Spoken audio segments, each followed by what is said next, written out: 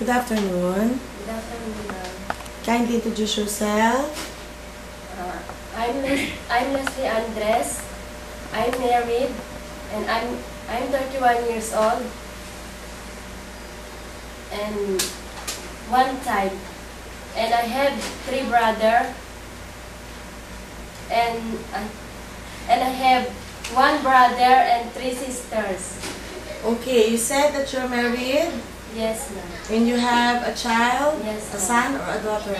Son, ma'am. Son, he is 7 years old. 7 years old. Okay, if you're going to work in Hong Kong, who's going to take care of him?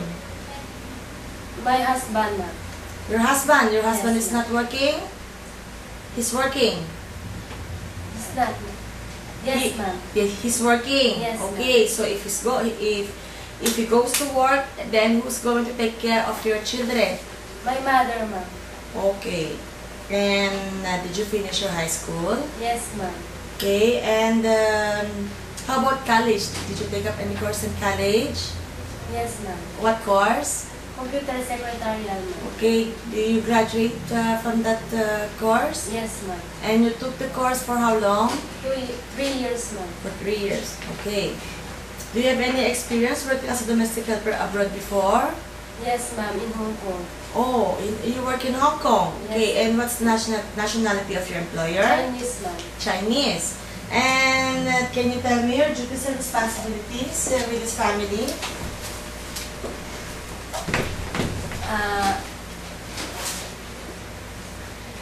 What are your duties and responsibilities?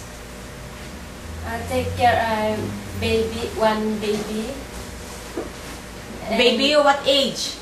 10 years old, ma'am. So it's not a baby anymore. So you're taking care of a child. Yes, ma'am. Okay, what else? 3 elderly. The elderly. Yes. Okay. And so, what are your duties and responsibilities with the elderly? To assist them to taking a bath, ma'am, and they change their clothes, ma'am. Change their clothes, okay, and maybe sometimes walking to the park, Yes, right? ma'am. Okay. And how about the children? Can you tutor the children, the child, I mean? Sometimes, ma'am. Okay. And what else? What other duties do you do? Washing their clothes, ma'am, and clean the house, Okay. and gardening, ma'am. Gardening, okay. And how about cooking? Can you cook? Yes, ma'am. Do you know any Chinese dishes? Because your employer was Chinese, right? Yes, ma'am. So, you know how to cook Chinese dishes? Yes, ma'am. Like what? Konjan. Congee. Konji. What else? Chop suey and steamed fish, ma'am. Steamed fish and chop suey, okay. And if your employer will ask you for you to learn more of the Chinese dishes, are you willing to learn? Yes, ma'am. Or even if they will, if your employer will teach you, is it okay for you? Yes, ma'am. Okay. And you worked in Hong Kong before, and now why do you want to go back in Hong Kong and work as a domestic helper again? I want to earn money for my future of my family, ma'am. Especially your son. Yes, ma'am. Right? Okay. And do you think you can control your homesick? Yes, ma'am. Because you will be away from your son. Yes, ma'am. So how can you do that? During my day off, I call her, ma'am. Okay. You will call him. Yes, ma'am. Okay. So, yes, you already know about the day off, right? Yes. Maybe they will give you day off in the weekdays and not on the weekends. So is that all right with you? Yes, ma'am. Okay. And can you do marketing Yes, ma'am. alone? Alone or with your employer? With my employer. With your employer. If ever your employer is sick, so do you think you can do marketing alone? Yes, ma'am. Okay. Then, do you know any nursery rhyme? Yes, ma'am. Okay, can you sing please? A, B, C, D, E, F, G, H, I, J, K, L, M, N, O, P, Q, R, S, Q, R, S, T, U, V, W, X, Y, Z.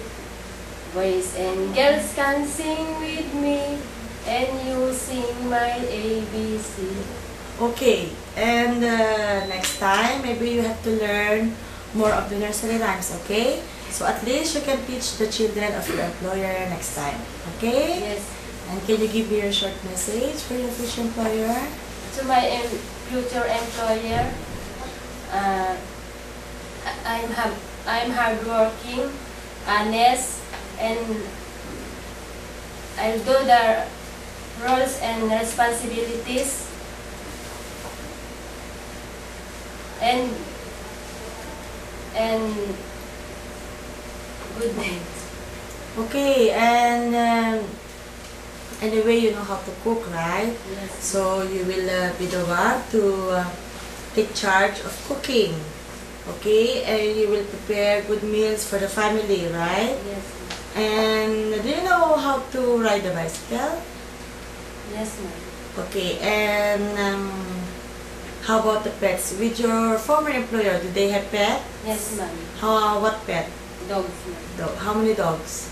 2, ma'am. 2 dogs. Okay, so at least you are already experienced Yes, ma'am. in taking care of dogs. Yes. Okay, and can you obey the rules and regulations inside the house of your employer? Yes, ma'am. Okay, and how about if they will ask you for the extension of your contract? Are you willing to extend if ever? Yes, ma'am. Okay. And if you commit mistake, what are you going to tell your employer? I want to sorry, ma'am.